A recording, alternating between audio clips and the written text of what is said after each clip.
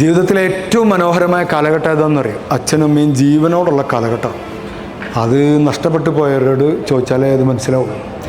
നമ്മളെത്ര വലുതായാലും നമ്മുടെ പേരൻസ് ഉണ്ടല്ലോ, ഇപ്പം നമ്മുടെ പേരൻസ്, ആ മനുഷ്യൻ അവിടുന്ന് മരിച്ചു പോകുമ്പോഴാണ് ആ ശൂന്യത നമുക്ക് അനുഭവപ്പെടുക.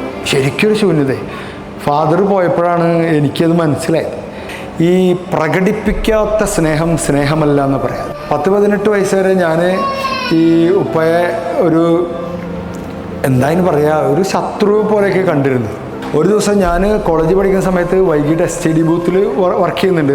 STD ബൂത്ത് അന്ന് കോയിനിട്ട് വിളിക്കുന്ന ബൂത്തൊക്കെ. അപ്പോൾ ഞാൻ ദിവസം വീട്ടിൽ നിന്ന് ഇങ്ങനെ ഇറങ്ങി പോകുമ്പോൾ, രാത്രിയാണ് അവിടെ ഇരിക്കുന്നത്, പോകുമ്പോൾ വീട്ടിൽ ചെമ്മീൻ്റെ വട ഉണ്ടാക്കുന്നുണ്ട്. ഉമ്മ ഇങ്ങനെ ചെമ്മീൻ പൊരിക്കുന്നു, വട. അപ്പോൾ ഞാനിങ്ങനെ ഇറങ്ങുമ്പോൾ ചെമ്മീൻ്റെ വടയല്ലേ, അത് കഴിക്കാൻ പറ്റൂല, എനിക്ക് പെട്ടെന്ന് പോകണം, ഇതിൻ്റെ സ്മെല്ലിങ്ങനെ പരക്കുള്ളൂ, പെട്ടെന്ന് പോകണം എന്ന് പറഞ്ഞിട്ട് ഞാൻ പോയി, കഴിക്കാതെ പോയി. ഞാൻ അറിഞ്ഞില്ല, ഫാദർ സൈഡിൽ റൂമിൽ ഇങ്ങനെ കിടക്കുന്നുണ്ടായിരുന്നു. ആളിത് കേട്ടു. ഞാൻ ബൂത്തിലേക്ക് പോയി, ഞാനത് മറന്നു. പക്ഷേ എന്നെ അത്ഭുതപ്പെടുത്തിയത്, വീട്ടിൽ നിന്ന് 9 കിലോമീറ്റർ ഉണ്ട് പിന്നെ ബൂത്തിലേക്ക്, STD ബൂത്തിലേക്ക്, ഞാൻ ജോലി ചെയ്യുന്ന സ്ഥലത്തേക്ക്.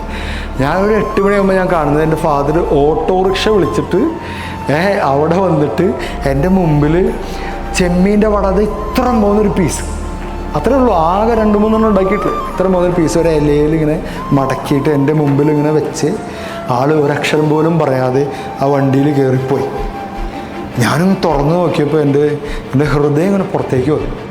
അതായത് 18 വർഷം കിട്ടാത്ത സ്നേഹത്തിൻ്റെ പ്രശ്നങ്ങളൊക്കെ ആ ഒരൊറ്റ പ്രവൃത്തിയിൽ ഞാൻ മറന്നു.